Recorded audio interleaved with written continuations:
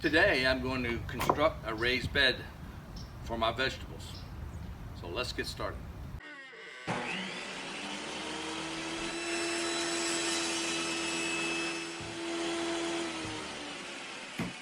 So actually we're going to rebuild my raised bed because all the old lumber that I used is all rotted out. So let me get my gloves and let's get started. Alright, today you can see that our garden bed has rotted away. This is what happens when you use regular untreated lumber, and it's been here for 3, maybe 4 years. And so we're going to remove all that and we're going to replace it with some treated lumber. So let's get Now for my new bed, I'll be using pressure treated wood. Let's talk about this for a minute. Prior to 2003, pressure treated lumber was chromated copper arsenic, an extremely toxic chemical. Well, today the home centers are carrying different types of pressure treated, and they're selling lumber now that's treated with less toxic alternatives, amine, copper quant, and copper azole. And at Lowe's, where I buy my pressure treated lumber, they have a treatment called Ecolife. It's an advanced non-metallic wood preservative system with fully integrated wood stabilizer.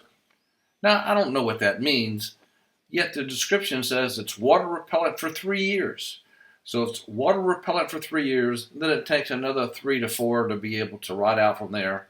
That means I'm going to get 7 years out of this. That's good enough for me. Project. So it's not exactly long enough to do 2 feet for each one. So I'm going to just get as much I can out here. So we got, we'll call it 68. We really got 67 inches.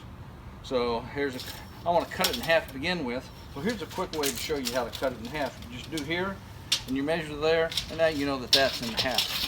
So I'll put my square right here, and we draw a line, and we know that's where we want to begin our cut.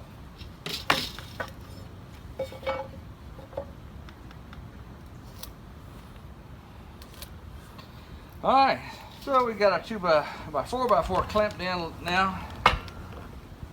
We're going to see if we can't get this puppy. Now, as I'm cutting this, I want to tell you a little bit more about pressure treated lumber. There are actually 12 levels of pressure treated lumber.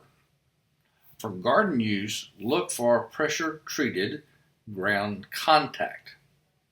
I noticed that my Lowe's sold 2 levels of pressure treated lumber.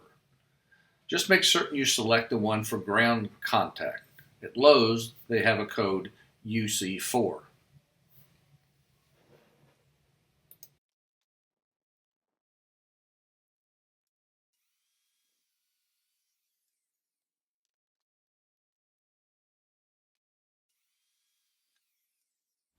Since this is going on this side, I'm going to screw it in from here.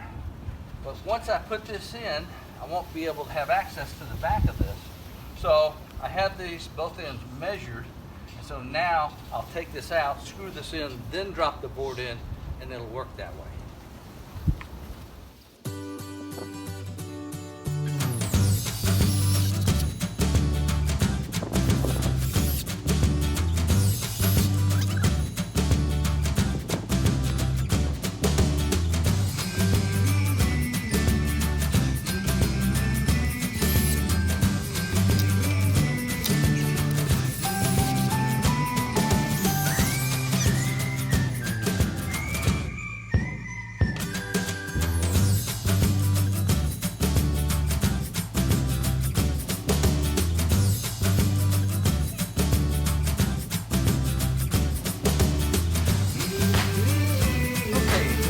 My end piece put in, I had screwed this in outside the dirt, put it in, and then all I had to do is screw that side in. So now put in this long piece to the other end. So this end of it, I've got it positioned in place, and all the way down to the other edge to meet up down there. I dug out a little underneath it so it'll fit flush.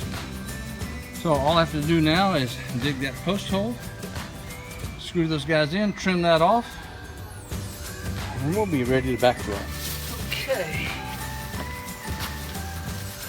Now screw in the last two. Started here.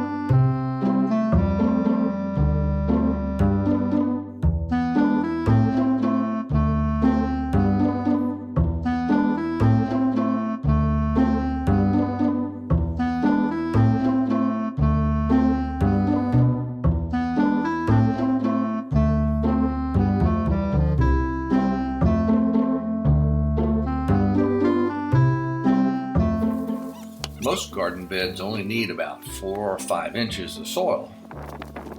Roots don't grow down that far, particularly for vegetables. So in my bed, that's about what I have. The soil level looks a little low, but the boards are just a little taller than I previously had. This will work just fine.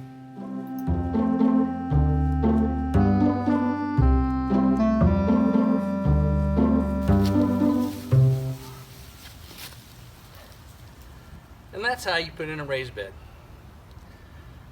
So if you like our project, give us a thumbs up and come back and see us real soon.